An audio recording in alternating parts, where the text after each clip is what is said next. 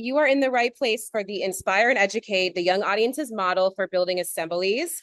Summer Dawn, the Artist Services Manager, is going to be leading this session, and I'm going to turn it over to Summer in just a moment. I want to let everyone know, on behalf of Bartol, I'm glad you're here. I want to welcome you. My name's Sam Tower. I use she, her pronouns. I'm the executive director for Bartol. I want to let everyone know that we're recording the session today so that we can share this information with more people. So I wanted to give you the heads up before we get started, because at Bartol, we don't always record. But Summer, this is a way for Summer and young audiences to disseminate more information about their touring roster and their approach to arts education. So, but feel free to speak in the chat or however Summer directs you to participate. And Summer, without further ado, I'm going to turn it over to you. Thank you so much, Sam, and thank you for putting this together. Thank you to everyone at Bartol for partnering with us and sharing the word. And thank you to our friends in the audience. Okay, so we're going to get started. I do want this to be interactive. Please use the chat to react at any moment that you would like.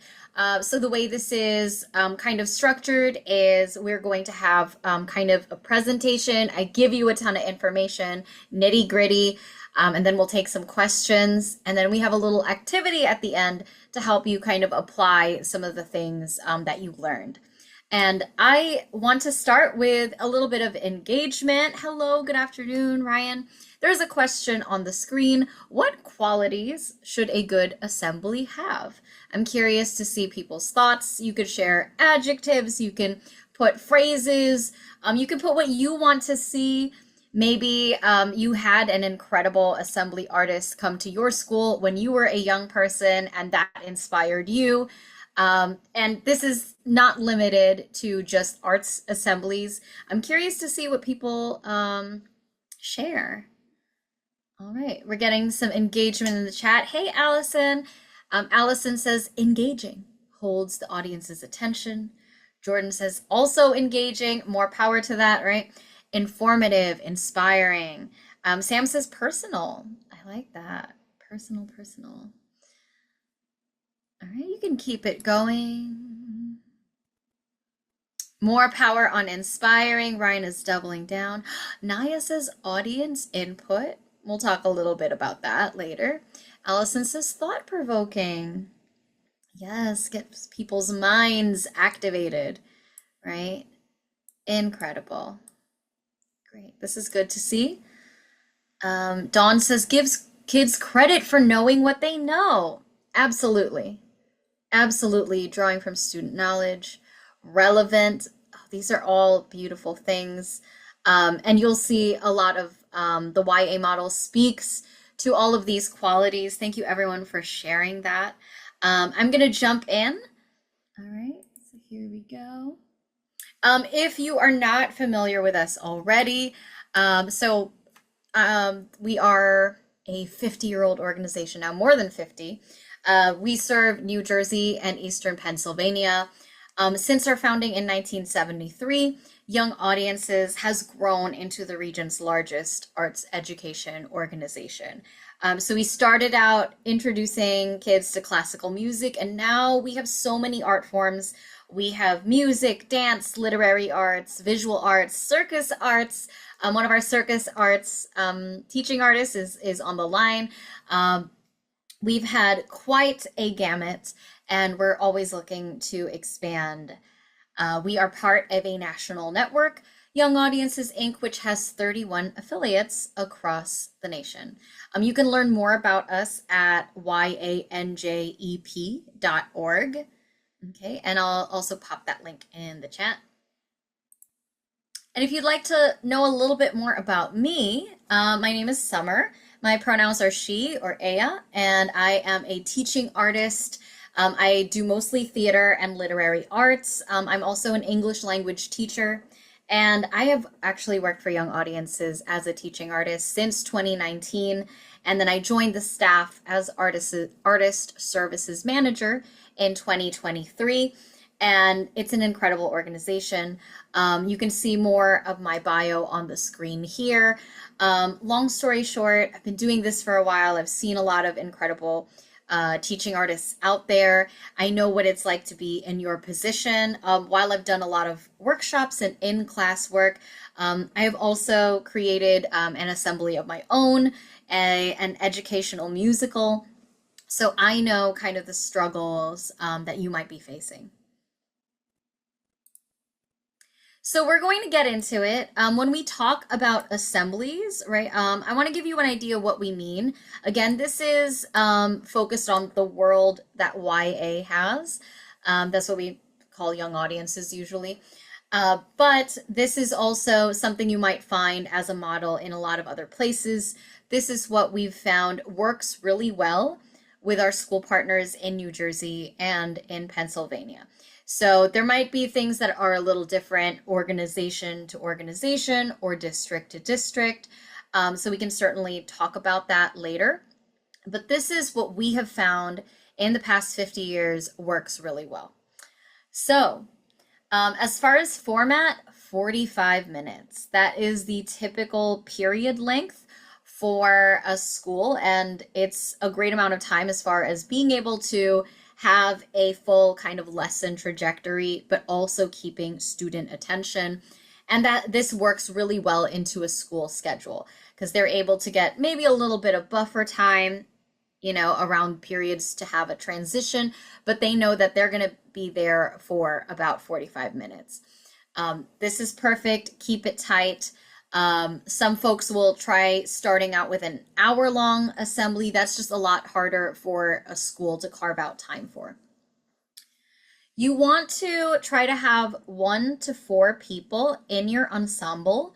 When we refer to your ensemble, that is everyone who you need to execute the program. So that includes your cast, right? Whoever's on stage, but also any technical support, anyone who assists you. This might be an MC, it might be someone who's part of your company or group who goes into the audience with a microphone, right? Those people are considered your ensemble members as well. Somebody who works admin in your office but doesn't go into schools would not be considered an ensemble member. So you want to keep your show pretty small, just to make sure that you can equitably pay everyone, that you have fewer challenges in scheduling. If you have a show with a lot of folks, they are probably teaching artists and performers who have many gigs. And as a gig worker, your schedule can be really complicated. So the fewer people you have, the easier it is to connect, make sure you find dates that work for you when a school is interested in scheduling your program. The next thing is pricing. I know people always, have a lot of questions about what is the right price, what does the market look like. These are our recommendations, okay? And this is, for a typical 1 to 4 people. Obviously, if you have more folks, you will want to have a higher price so that you can equitably pay people. But this is assuming 3 or 4 people in your group. You don't want to go too much over $1,200 for a single 45-minute show or $2,200 for a pair. Okay, this is based on recent trends. This is where we see artists being most successful. So once you start kind of going over that, a lot of schools are going to find your program a little less affordable for them. So schools have different budgets, district to district, but in general, they're always looking for a good deal because they're booking assemblies throughout the year, right? So if your assembly is $5,000, that's going to be a great show when you do it, but they're not going to be able to maybe purchase 2 other shows that they really wanted to have later in the year. So you want to keep it competitive.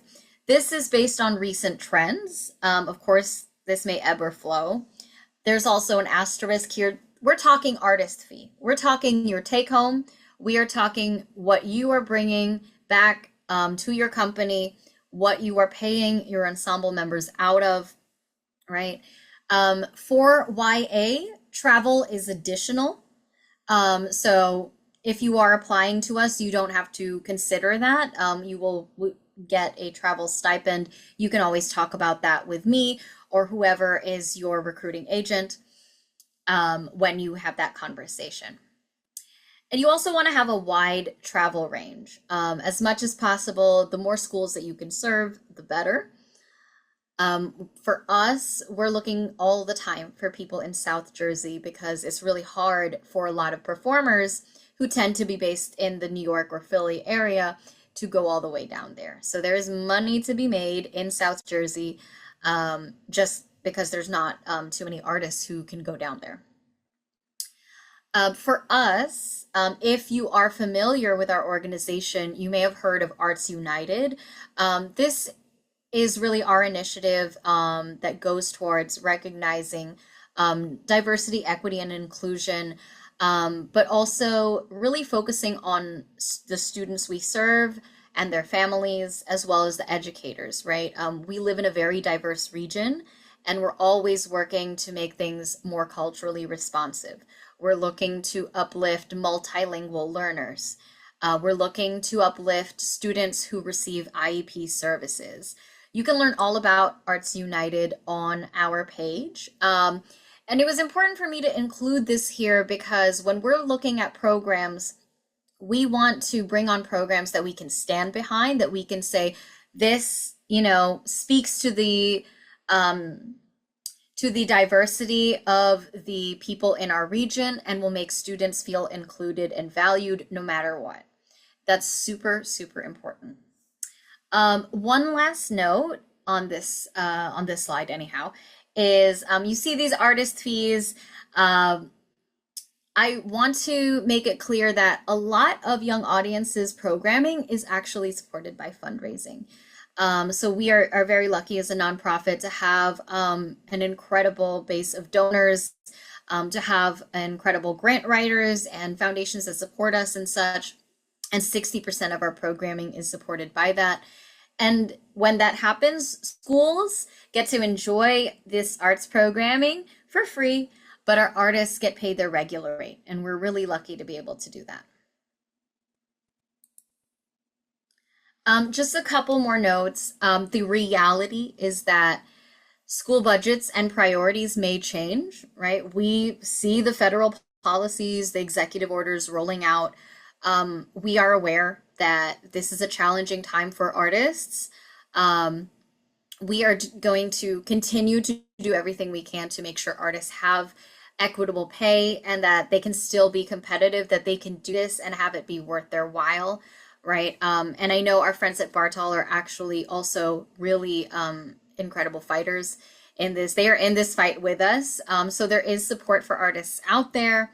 My recommendation is if you are building a show right now or adapting your show, a smaller show is going to be more able to adapt. So that means, number of ensemble members, length of time setting up. If you have a really elaborate set and tons of props and costumes and you have 10 people in your show, right, you're not going to be able to find a lot of schools that can sustainably support that program as it tours.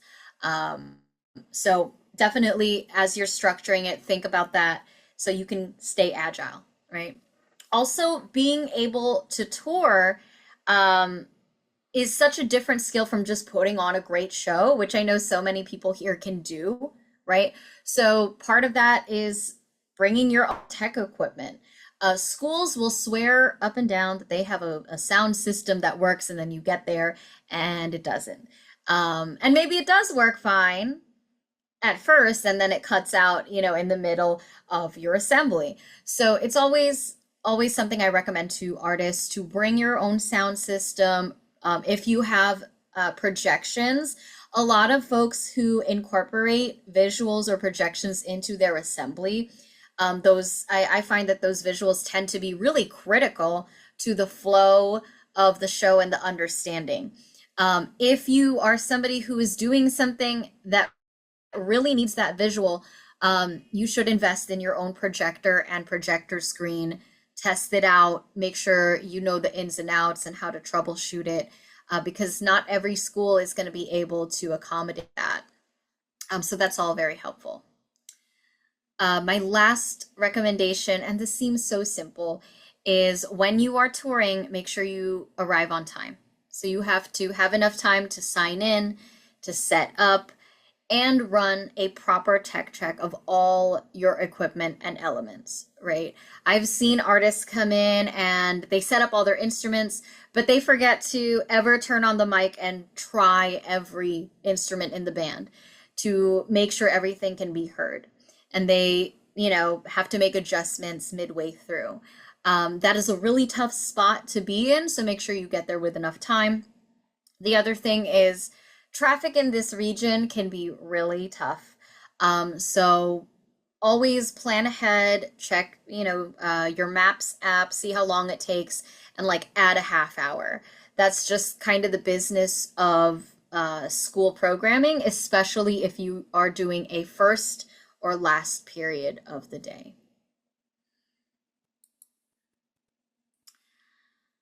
All right, this is a lot of information. So I'm trying to pace myself here.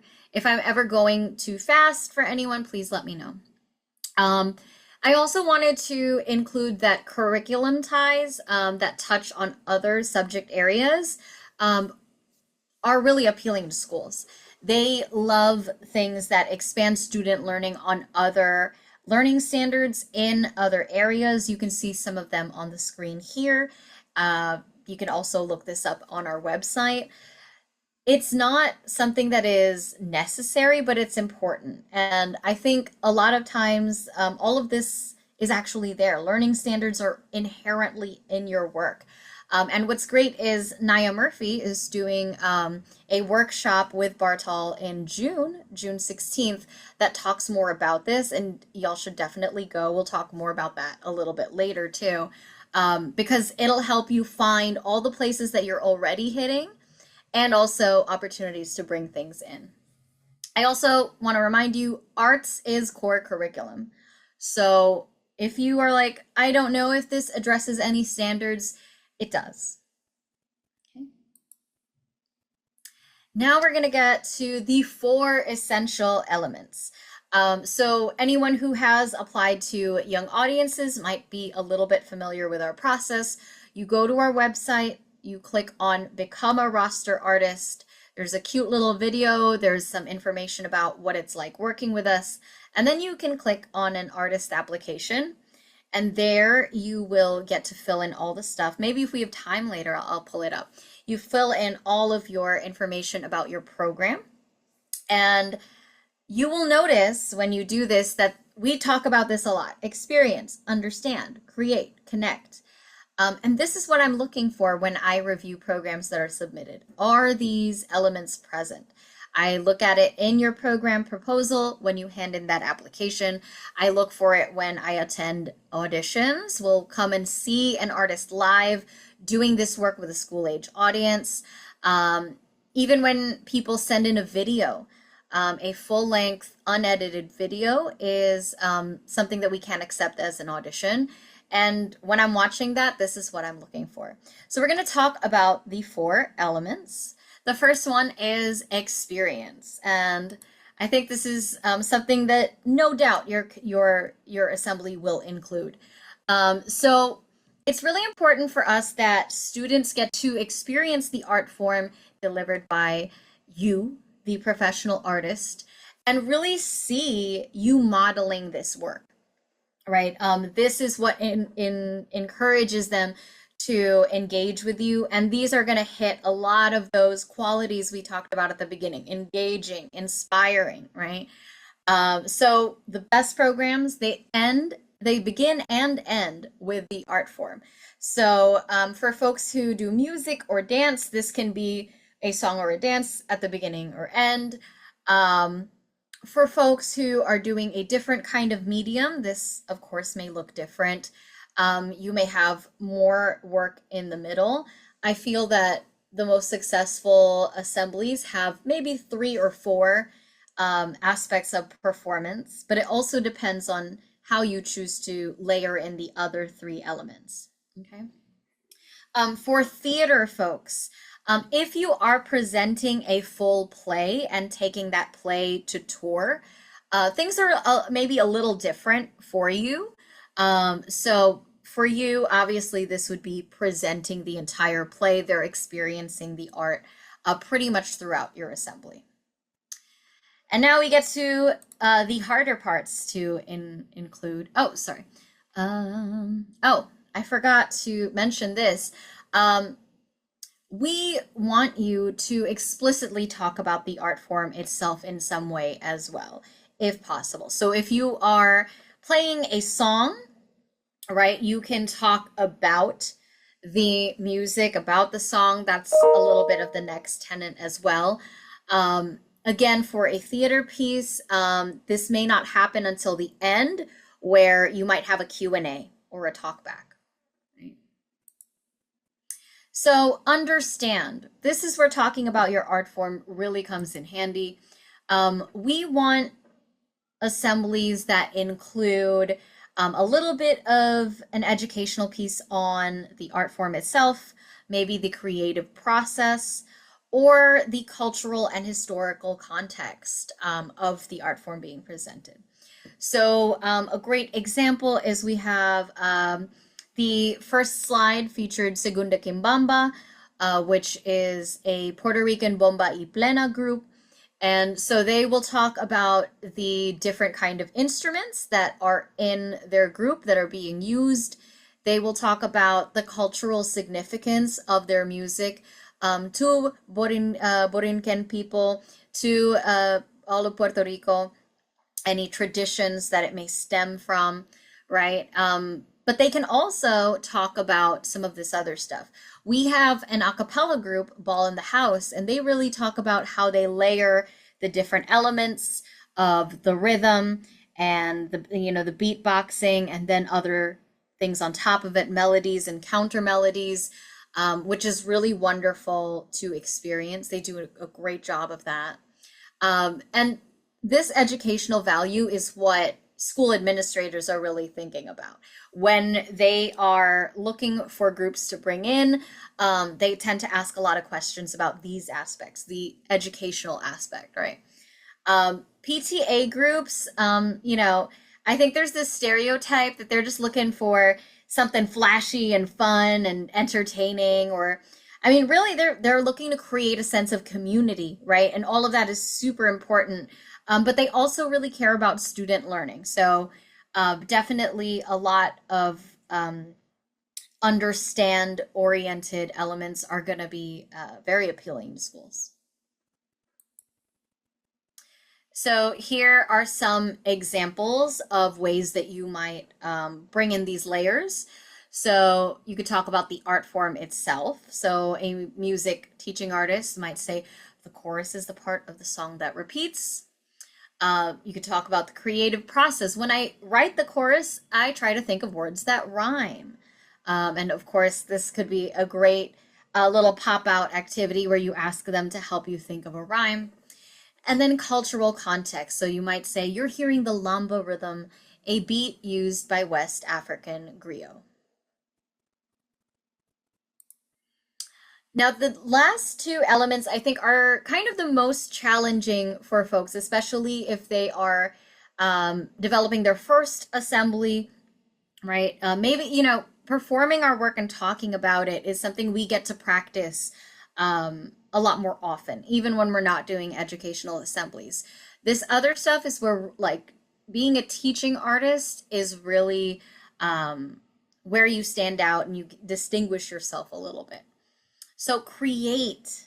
We want students to be able to create with you. And I think, we imagine workshops when we think of creation. We think students aren't going to have a chance to create. There's, 200 of them sitting all together. How do we do that? But there's some really incredible ways of doing this. And this is what really makes it engaging. Okay. So here are some examples. You might teach the audience a song, have them sing along with you. You might engage them in call and response. We have a master storyteller, Tahira. One thing that she uses, she says, "Ago," and has the student say, "Ame," "Ago," "Ame," "Ago." Ame. This is also something that you might see used in classrooms a lot as a way of redirecting, getting refocusing students, getting their attention. It works equally well in assemblies. I mean, you have a mic, so it works very well and it's really fun. The students love it and it helps build that kind of community vibe in the room. You can bring volunteers on stage and they can maybe learn a dance or create their own dance moves.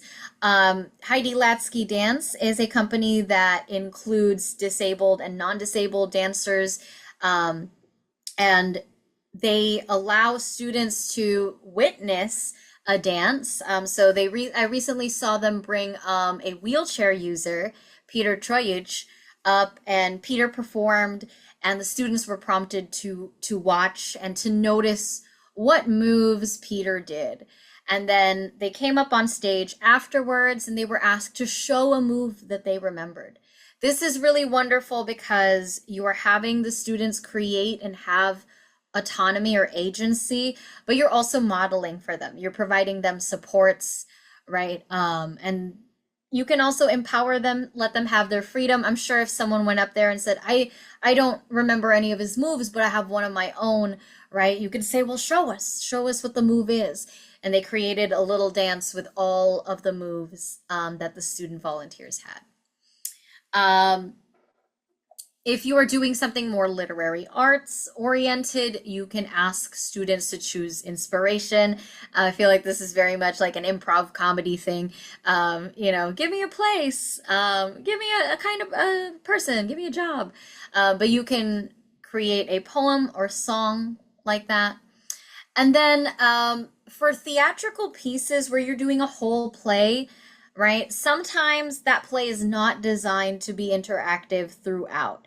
In that case, the best way to get students to have an opportunity to create a little bit is during a Q&A that you have at the end. So you might, find an opportunity to teach students something from your play then, or have them come up and engage with, let's say you have puppets, allowing them to touch the puppets or to do something related to your production design or interact with your actors.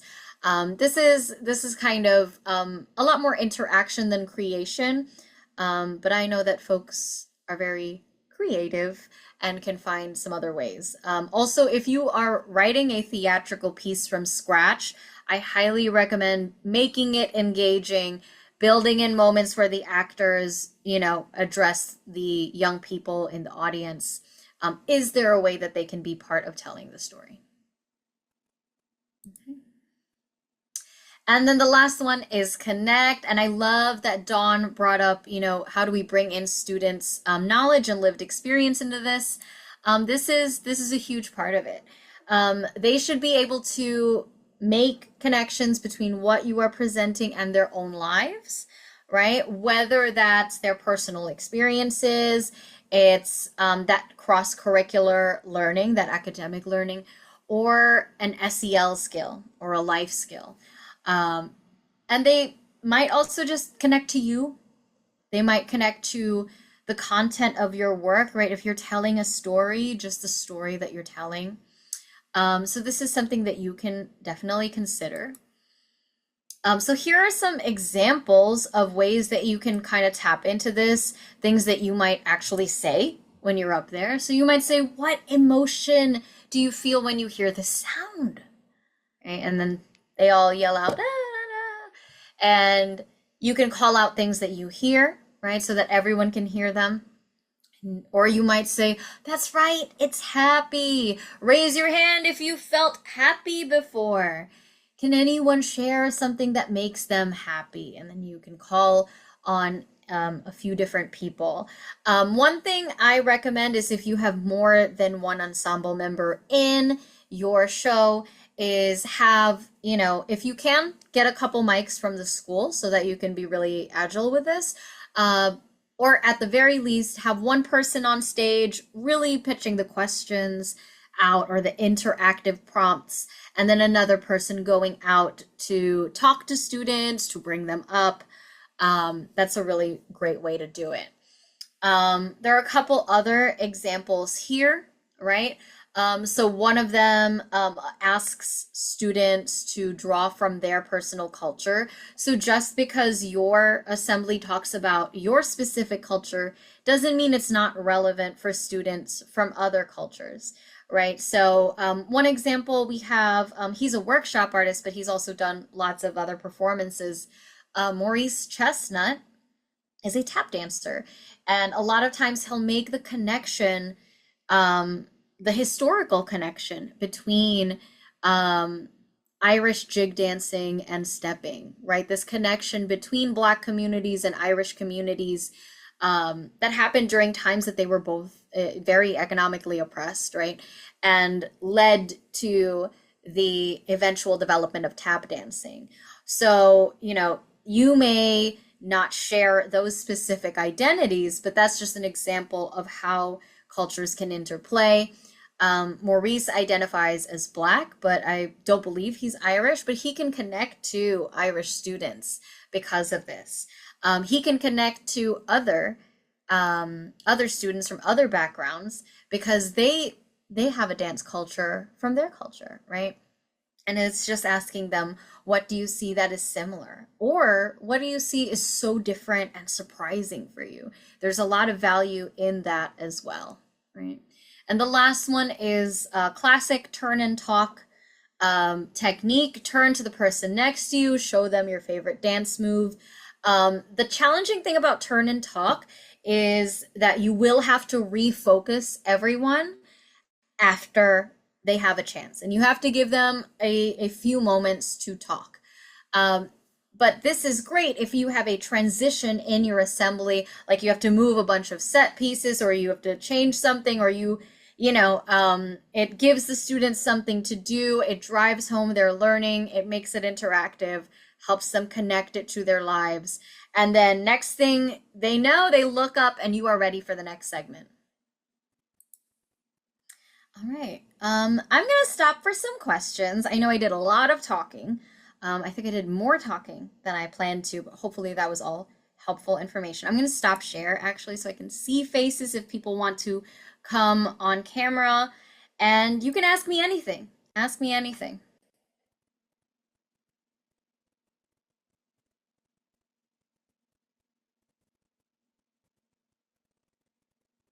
Thank you, Sam. And thank you for sharing our link in the chat. I also want to invite folks in the room now and watching this recording later. If you have questions, you can always reach out to young audiences.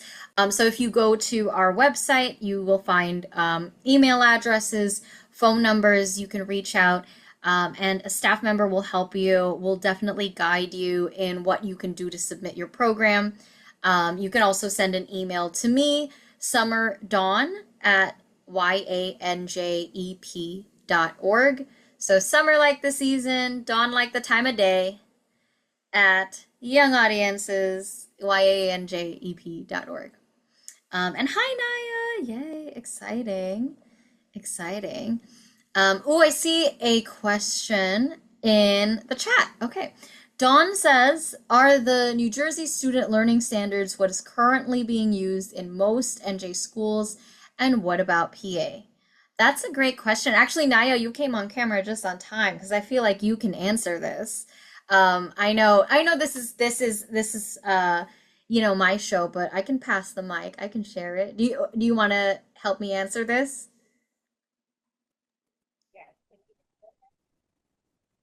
All right, let's see.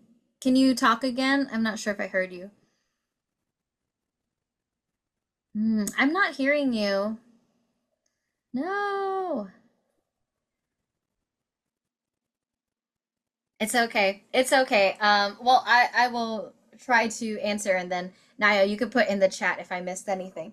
So I would say yes, you can go onto different websites and easily find learning standards. There's a few different websites.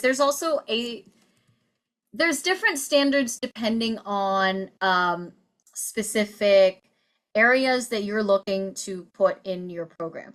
So for example, there are SEL standards. So there's social emotional learning skills, and those standards, for example, let me try to, I'm pulling up the Googles to see if I can add these here. You can find the competencies here for SEL.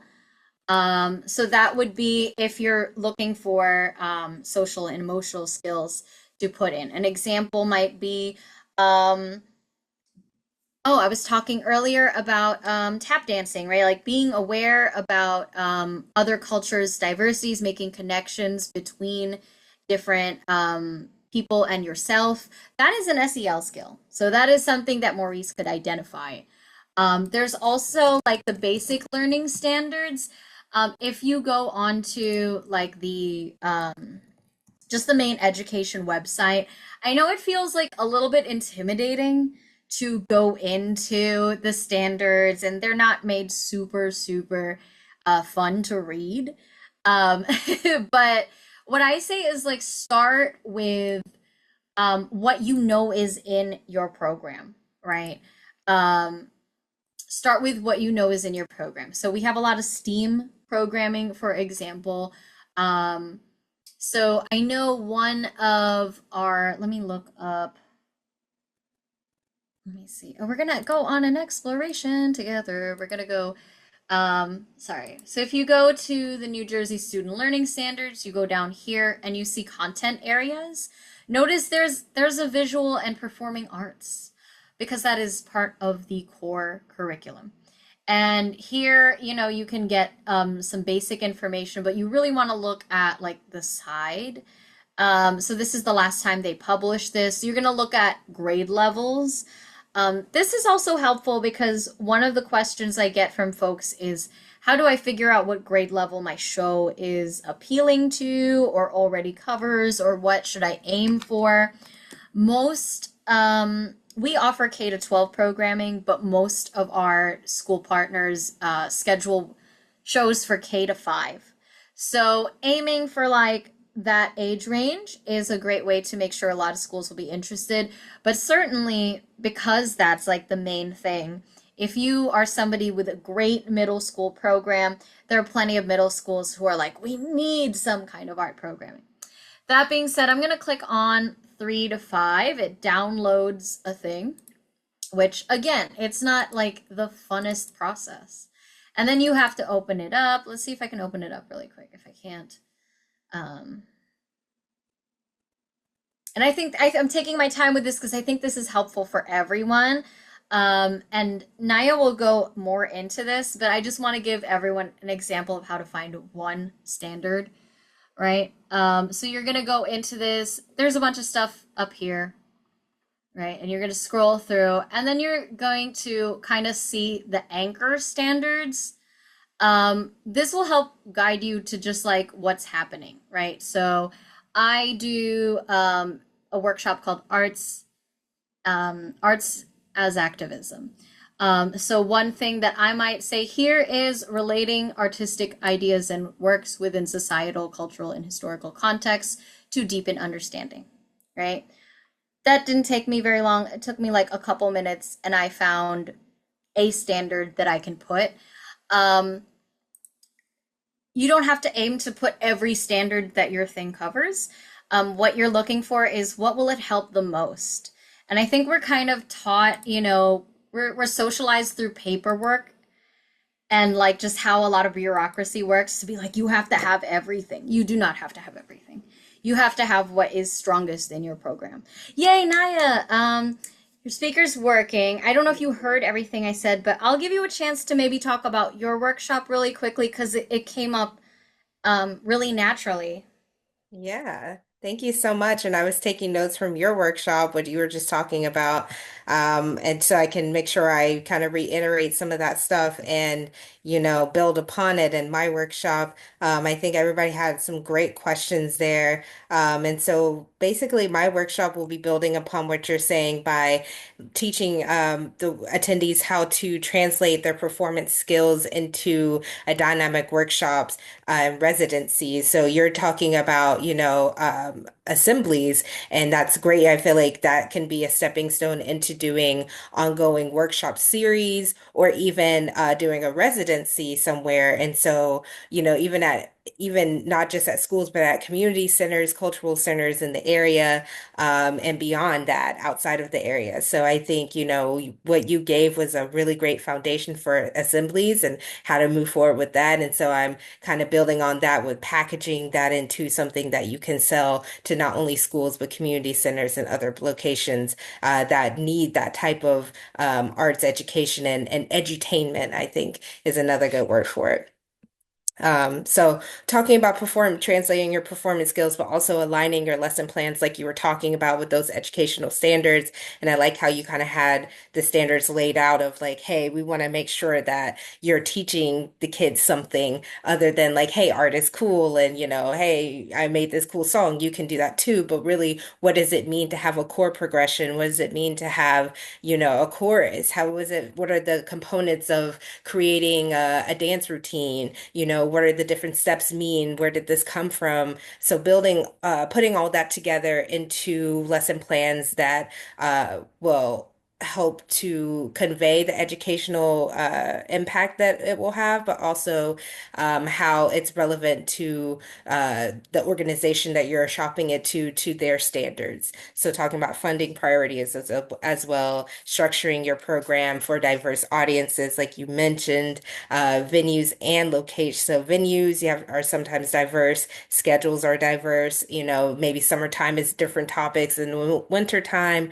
And I think another thing, talking about the pricing of pricing your program and pitching that to your schools, if you know that, hey, I'm going into a very like maybe Christian oriented school zone or school district, and I know Christmas is really big for them. So maybe pricing it, I can say, okay, well, yeah, we're gonna do a bigger Christmas extravaganza. So maybe we do need a little bit more money, or I know that you guys are really big on Christmas. So let's do a celebration that really, beefs that up. And so that's a way that maybe you can price your program to be a little bit higher if you're worried about that 1200, sticking to 1200, sticking to, 2000. But I really like how you did mention that, hey, you want to be knowledgeable of like, hey, these schools are also doing other assemblies. It's not just yours, right? So being aware that, hey, I can't break their bank immediately, but I know that there are special occasions where they might be more inclined to spend more money. Yeah.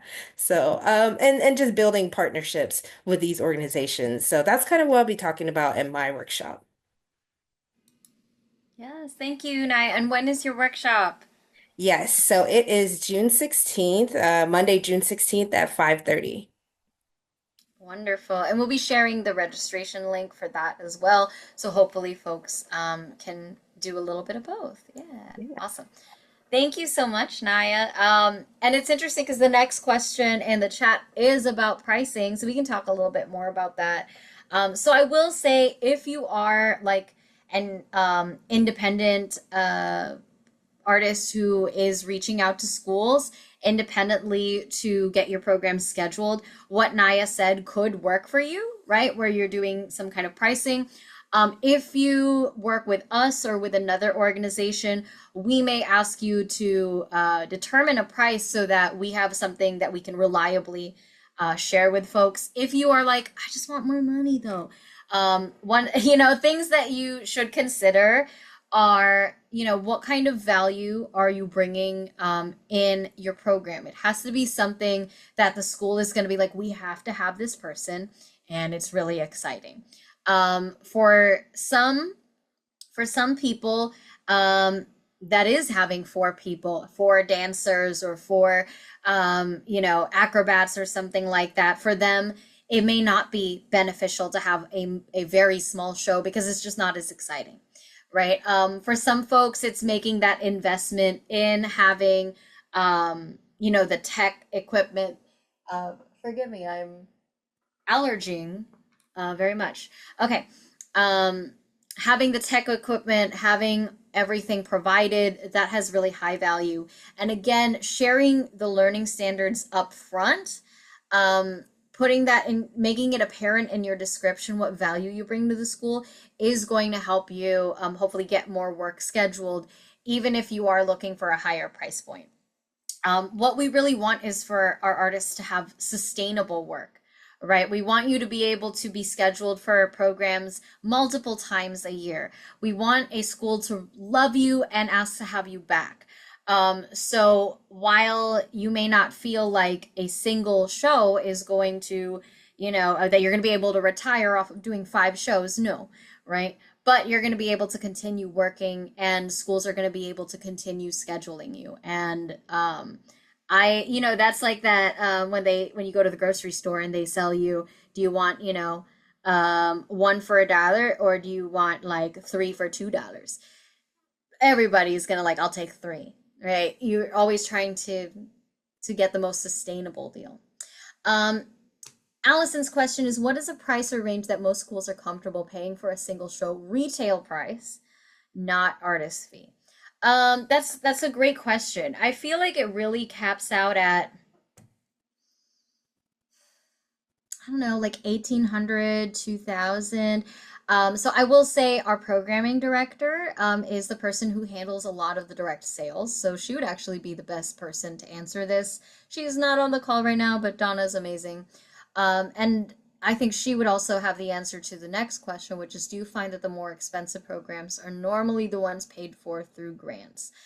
I mean, it's kind of tough for us to answer because, we get an inquiry for an artist or just from a school saying, hey, we're looking for some kind of thing. Can you recommend an artist? They probably already have budget to pay for that. A lot of times we have something called Arts Lab, and schools are invited to apply. They can share their learning needs and priorities for their students.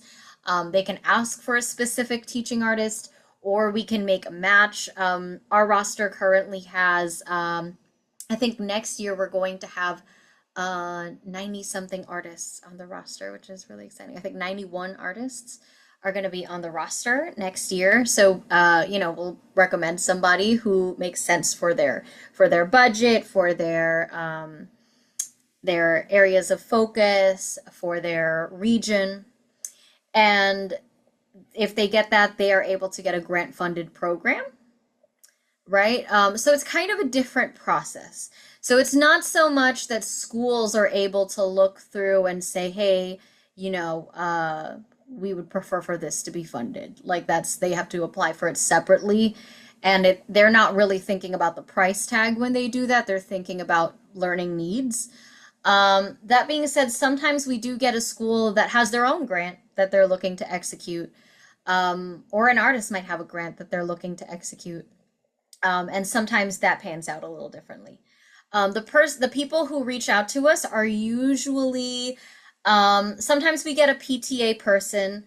Sometimes we get a principal. Often a principal is involved in the discussion. I feel like very often a teacher is deputized to be the person reaching out, and they will reach out. So it's definitely either somebody who's like education oriented and like an educator, or it's going to be a parent. Those are our most common clients. Any art forms or topics that we're looking for? Ooh, what are we looking for? Like I said, South Jersey is always great. We are looking for multilingual artists are also always very beneficial. I'm trying to think if there's anything else. Let me come back to that, Allison, because also we just onboarded 7 new artists who are incredible. And we have a couple folks who are leaving the roster as well. So we are reassessing. We will probably, we're kind of on a pause with recruitment right now seasonally with the summer coming up. So probably in the fall is when we will resume recruitment efforts. Let me see. Naya says, how often does YA accept new assembly proposals? So theoretically, they're on a rolling basis, but like I said, probably we'll put an announcement out when we have a call open for assemblies. We also are currently not taking on new workshop artists. But we have lots of incredible workshop artists on our roster right now. So our recruitment needs change with the needs of our schools, right? And the other thing is, like I said, the near future is pretty uncertain as far as school funding, as far as school priorities. So I definitely, feel any projection or answer I could give right now could be so different in September. Um, ooh, somebody in Padlet saying something. Yes, we do have literary arts artists. We have creative writing. I think we have one of our creative writing artists on the line right now. I think I saw. Oh no, I think she was in here for a moment. She's probably gonna watch the recording later. Hi, Rescue. Um, Rescue Poetics is one of our literary arts artists. She's offering a lot of professional learning, which is a really wonderful format where we do workshops essentially with educators and help them see how they can apply arts learning and techniques to their own work in their classroom. And if you're asking about assembly specifically, we do have a couple literary arts assemblies. We just added two. We have Daryl Cobb, who does a writer's journey. And he really stood out. There's a lot of folks who are like, I have a book. That means I can do an assembly now. And like that's not exactly. Sam's like, yeah, I've seen that. And Daryl is wonderful because he's not just an incredible author. He really teaches students about the writing process and how to come up with great ideas and how to use your life experiences, how to use sensory details and put them into things. And that's like what makes good writing, makes artistic writing, like what makes creative writing creative. Not just how to put a sentence together or how to string them together. And he's also an incredible musician. He sings and plays guitar. It's a very exciting program. We have a wonderful spoken word artist, Gail Danley, who was on the roster before and is returning. So there's so many possibilities if you are a creative writing artist. If you want to offer an assembly, there are ways that you can do that, right? You don't need to have a pen and paper and a table and a whole setup and a PowerPoint. There's ways that you can activate students.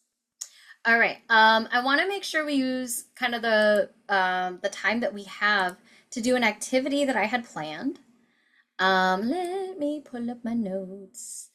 Um, Thank hmm. you, everyone, for sharing these great questions. And please don't hesitate to reach back out to Summer, me, or Naya about your further questions. I know Summer would be happy to field your continued wonderings, and I would as well. Yes, for sure. All right. So everyone, I'd love you to take, wait, how much time do we have? This is, oh, I think this works out. Oh my gosh, it's perfectly timed. Okay. I was like, wait, are we on time? That's incredible. Um, so I would love you to use the next 15 minutes to brainstorm ways, at least one way or more than one way, your program might include opportunities for students to experience, understand, create, connect. This might be something that exists in your program already, or if you're still brainstorming a program, maybe something pops into your head. Don't be afraid to grab some of the ideas and examples that I shared with you, because you're just adding extra love and having those ideas live on, right? We're not stealing from each other or borrowing from each other. We're growing together. I would love to hear from folks what popped up for you. Allison, I see your camera flicking on. Hi, how are you? Hello, hello. Ooh, we're going on a wild ride in Allison's Sorry. living room. Hi, everybody. All right. Are you juggling us, Allison? Oh, you're around. Um, all right. Am I going? Is this Yeah, going? sure. So I have a couple different things. So we could, I was thinking I could either talk about my own program that I literally do for young audiences or ones that I was like brainstorming about creating in the future. So I'm not sure which I should talk about. Hmm. Maybe the one that you're creating, and then you can call back to stuff that you know from your experience if it comes up. Sure. So I just have some brainstorm ideas of like future programs that are probably more workshops than assemblies. But one that I'm thinking about is a workshop on advertising and how advertising can trick you, and like teaching kids to be skeptical about what they see and like the algorithm and scams and just like how their emotions are played and this might be more like a high school, middle school thing. Um, and just teaching them how to be skeptical of what they see online, basically. Um, and so basically doing that through advertising and showing them advertisements and teaching them how to see like what is this person trying to sell me and how can I like think about this more logically instead of being emotional about it. um, so for experience, I was thinking I could show ads or videos that are designed to get them to want something or feel a need or a desire, and then ask them how that made them feel when they saw that advertisement or video. For understanding, that would be the more like educational explaining part of the workshop, explaining how marketing works, how the algorithm works, and the psychological tricks that they use, and basic human nature, how Mm, to respond to things like that. Create, I would then have the students create their own advertisement and like try and sell their partner or something, try and sell something that might be not that great and make it sound really great, you know, something like that. Um, so making their own advertisement and then connect, asking them how certain advertisements made them feel and ask if they ever purchased something that they later regretted or if they were tricked by something or if they um, saw something online that influenced them in some way, kind of things like that. Those are my brainstorms. That's really cool. Sorry, I have a fan on. Can people hear that? Yeah. No. Okay, good. Um, I love these ideas. So, where do you feel now reading your plan? What questions do you think you still have? What are you thinking, like, you want to ask My big questions question, about or improve? and Hmm. my big questions would just be like how to make it more fun and engaging and not just like a lesson, you know, how to make it something, I don't know, exciting. Because I don't know if it would work as an assembly. I think it feels more like a workshop. It's something that maybe we would work on over multiple, Hmm. you know. Yeah, that's interesting. And Jordan and Ryan, I'm also curious. You can weigh in. Do you have any thoughts on Allison's idea? How can we make it more fun? And Sam, too, you can chime in. Hmm. I Uh, love the idea of them making their own oh, thing. sorry. Oh, Ryan, go ahead. To make it more fun, I think naturally, if you make it competitive for children, it's gonna be fun. Like getting the children to try to sell each other this product, they're naturally gonna run away with it. Yeah, I think you could do like a quick warm up, like Shark Tank style Yeah. pitches. Because those are always like dynamic and like pa pa mhm, pa. You can get like a video example, um, and you can have them. I think like how you choose to give them a prompt is also like, is it a product that they do believe in, that they don't believe in? Um, I'm hearing right now a lot of focus on like media literacy that is trying to call out like when things are not what they are. But I also see connections in a language arts way of like, this is a great way to like begin persuasive writing explorations, right?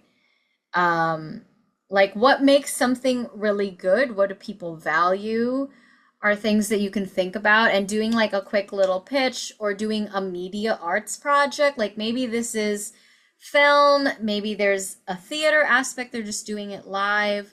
um and then let them be like, creative with it, be funny. There's a lot of funny advertisements. um and I think while we're building media literacy, there's also a lot of legitimate art in advertisement, like incredible photography and graphic design, cinematography.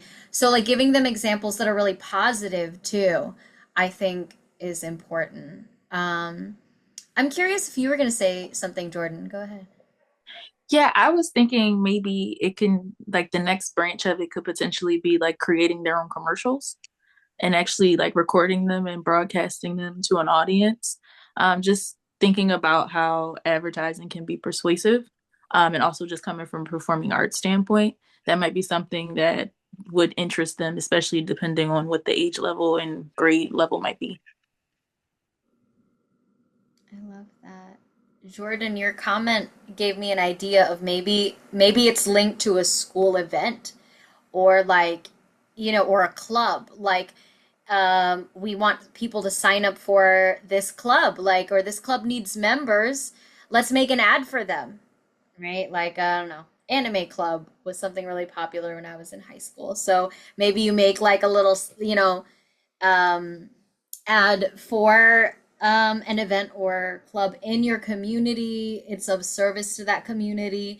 And then you can also get a little bit of metrics on it because your audience is so closed. So you can have people fill out a survey. You can see if signups increase for that club, right? There's a lot that could be done. That's really cool. I want to make sure we also get to talk Mm-hmm. to Jordan and Ryan. So, Allison, I love your ideas.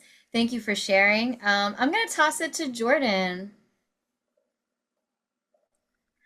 Okay, so I have a two different specific programs in my brain just based on what my artistic expressions are. And so the first is dance. I think dance workshops and dance assemblies come pretty easy in terms of concept because it's always the teaching portion, whether that's the physical teaching, then it's the mental portion, which is like, oh, understand our history. And then you go into the process of creating it.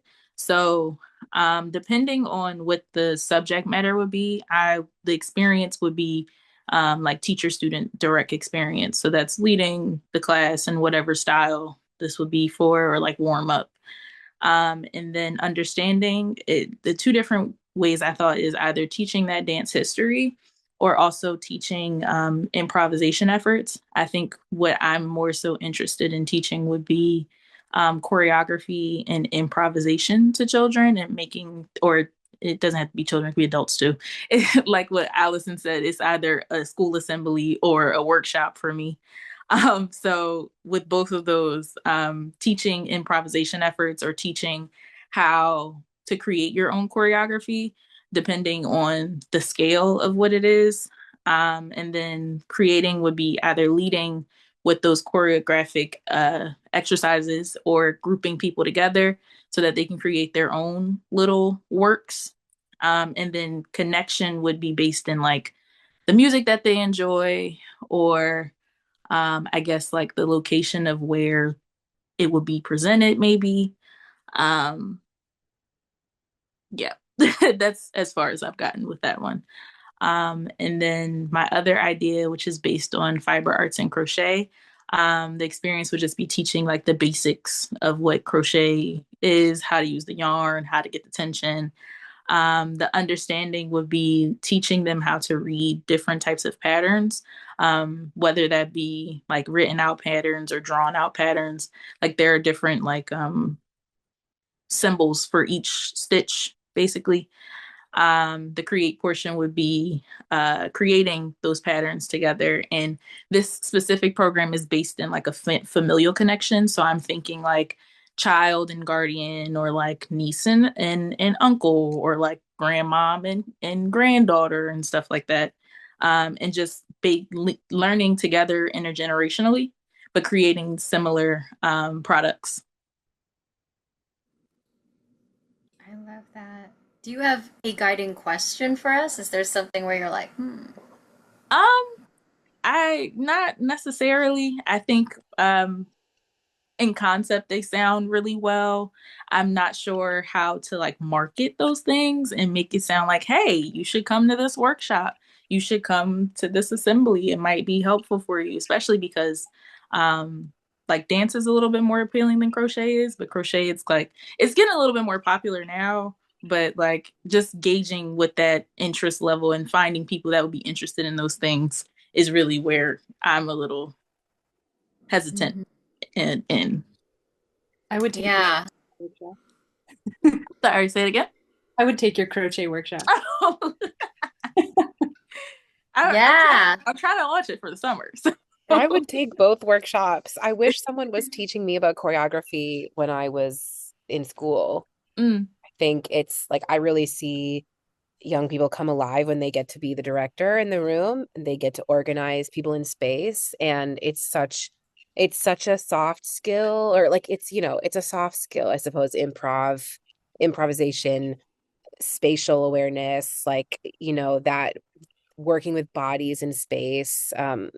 And in terms of, I don't know if that's actually, if you would classify it as a soft skill, but it feels like a skill that isn't recognized as much as it should be. So I love the idea of introducing choreography as something that you can do, actively do, and that you can learn the skills in that kind of modality, and putting the young people in the driver's seat of their own dance making, because my youth dance education was really, it's really, learn and repeat after right. me.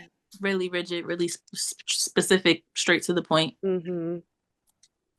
I just had an idea, and there's so much, like, especially like, I feel like Gene Kelly, Fred Astaire stuff, where like, you talked about the location where they are, like environmental Mm-hmm. stimulus for improv, like, you have to touch three things in the room or interact with three things in this area in your dance. I think that could be a really cool prompt, right? And then yeah, you could see them like now are they getting on top of a table? Are they picking up, a stapler? What are they doing? But like making them use that so that they have to get from point A to point B. Because Mm-hmm. also sometimes improvisation is freeing and sometimes it's intimidating because it's Right. so much.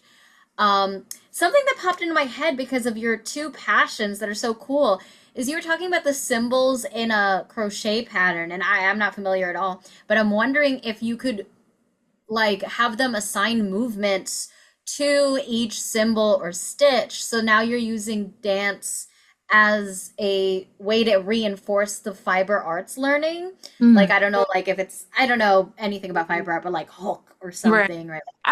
I've never thought about that. I have thought about trying to Either. connect the two, but it seems so far-fetched. So one of the things that I have done in just my own creating of choreography is I'll have my children do like interactive improv using yarn. Like you have to continuously touch a piece of the yarn and make something out of it, which messes up their brains.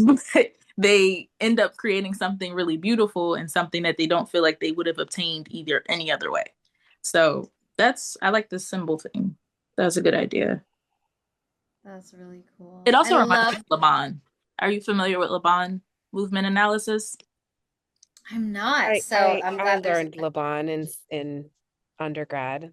Mm-hmm. I mean, I think creating tangible, visible, like sensory Mm-hmm. understanding of movement with yarn or other objects, like other soft goods, sounds incredible. And it sounds like really, it could connect to a lot of different subject matter, like shapes. It could connect with the fiber artwork. It could connect with like other um yeah, other subject matter. It could even like you could use it in history class, to create the passage of time. Like I can really see how that that can be can be transformed to Mm. be used in many different subjects or to support learning in many different subjects.